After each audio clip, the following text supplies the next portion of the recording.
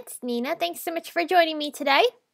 Today I have the pleasure of helping Justine Hovey celebrate her 1 million views celebration hop. Justine has a fabulous YouTube channel where she features lots of fun techniques and card making inspiration. I'm so excited that she invited me to participate in this special hop, and because this hop is celebrating her great milestone, I wanted to create some cards that had a celebration feel. So I used the Simon Says Stamp Wild and Colorful stamp set along with a few other products from Simon Says Stamp to create these really fun, bright, and happy birthday cards. Now the main focus of this video is actually going to be showing you the technique I used to create the backgrounds on these cards. If you're interested in learning more information about how I finished off these cards, I'll show you that a little bit at the end of this video, and then I'll have more details on my blog, which I'll have a link to in the video description. So the main item that I'm using in today's technique video is the jelly press. These cool printing plates are very similar to a photopolymer type of material. Not sure the exact material that is used to make these, but this is perfect for applying inks and paints and other types of product onto the printing press, and then you're able to transfer that to your paper. I'm going to be using Distress Inks with the jelly press today, but you can use any types of products that you want. I'm going to start by taking some ripe persimmon, spiced marmalade, and mustard seed inks. And I'm going to be using these three colors throughout the entire technique process of this video. I'm first smearing inks in stripes across this jelly press. After I've activated the inks by spritzing them with a little bit of water from my distress sprayer, you can see that the ink is pooling onto the surface of the jelly press. This means that our ink is ready to be able to transfer onto our paper. I'm going to take some watercolor paper and smush this into the ink. Now bear in mind that you're going to get different results depending on how much water you've applied down onto the ink itself that's sitting on the jelly press. Here I used quite a bit of water so the colors are mixing really nicely, and I'm able to go back and kind of tap the paper into the leftover ink to give myself a little bit more of a textured effect.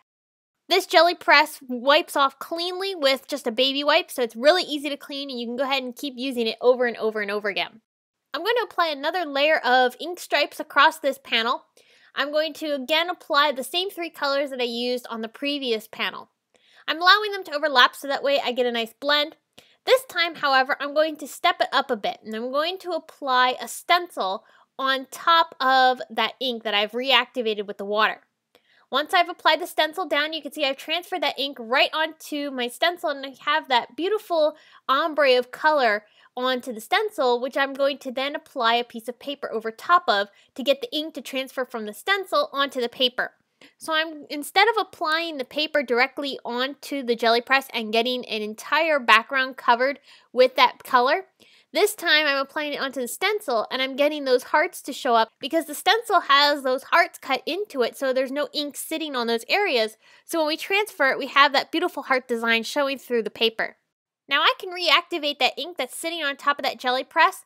I'm going to take another piece of watercolor paper and smush this right into that ink. This is a little less intense than the first technique, but I'm also able to reactivate the ink that's sitting on top of my stencil, and I'm going to use that same paper that I had just smushed into the jelly press. I'm going to make sure I get this really smushed down by using the brayer that's included with your jelly press. And you can see we have those hearts kind of showing through a little bit, and it's a little less subtle than the first impression that we had done with the stencil. Another technique here is I'm going to apply a full layer of one color onto my jelly press. This time I'm using mustard seed. I'm now going to take that stencil once again and lay this into that wet ink. Now I'm going to take a second color of Distress Ink. This is the ripe persimmon color, and I'm going to cover the entire stencil with this ink. Now because that jelly press is rubber, it's holding that stencil down really nicely, so I don't have to worry about it shifting. Once I've removed the stencil, I'm going to go ahead and set that aside, reactivate the ink just a little bit. I don't want to make it too wet. And I'm going to take another piece of watercolor paper and smush that down into the ink. What this is doing is this is creating two different types of looks on this paper. We're going to have the watercolor background with the yellow, but then we also have those really cool abstract looking hearts on the paper as well. And that's from going ahead and applying the ink through the stencil over top of that yellow ink. Again, I can reactivate that ink that's sitting on top of the stencil, and just by using a little bit of water, I can go ahead and apply that same cool pattern onto our watercolor paper. So here's a look at all the different backgrounds that I created using the jelly press. This is really fun to be able to experiment and see what kind of effects you can get by doing all sorts of different things, trying things out, seeing what works, what doesn't work. And I ended up using all of these backgrounds today other than that plain one. So here's where I went ahead and created my cards. I took some of the stamped images from the Wild Cuddly Critters stamp set. This was included in that wild and colorful card kit from Simon Says Stamp. After I colored them with zig markers, I used some enamel accents to add white dots over their eyes. This is going to give them a dimensional look. And I took a Sharpie pen and added some black dots for the rest of their eyes. And that was a really great way to create a cool dimensional effect.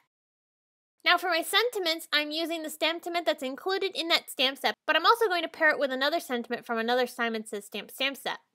I heat embossed the sentiments with white embossing powder, and then after I heat set them, I took some zig markers and colored in the letters to give them just a really cool colorful effect. The zig markers have really intense color, so I was able to apply that over top of the watercolored backgrounds really easily.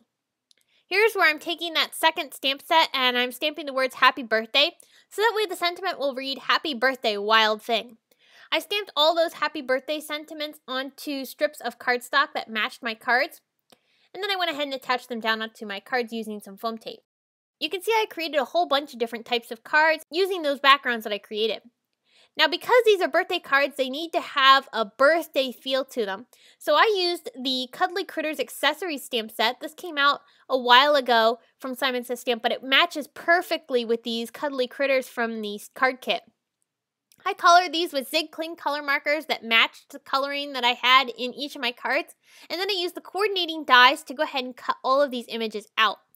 On all of these cards, I used the balloons and the party hats, and on the party hats, I added stripes just to give them a little bit of interest.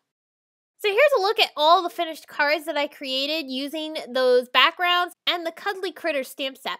These are really bright and happy cards, very fun and festive, perfect for any age group, but kids would really love these. So I hope this has given you some inspiration on using jelly press printing plates to be able to get some really cool distress ink effects. There's a variety of different ways that you can use these jelly presses, but this is just one of them, and I really loved the way that these backgrounds turned out. If you have any questions, please leave them in the comments section below, and head on over to my blog where you can get more information on these cards, including still pictures and products used. And like I mentioned earlier, this video is part of Justine Hovey's 1 million views celebration hop.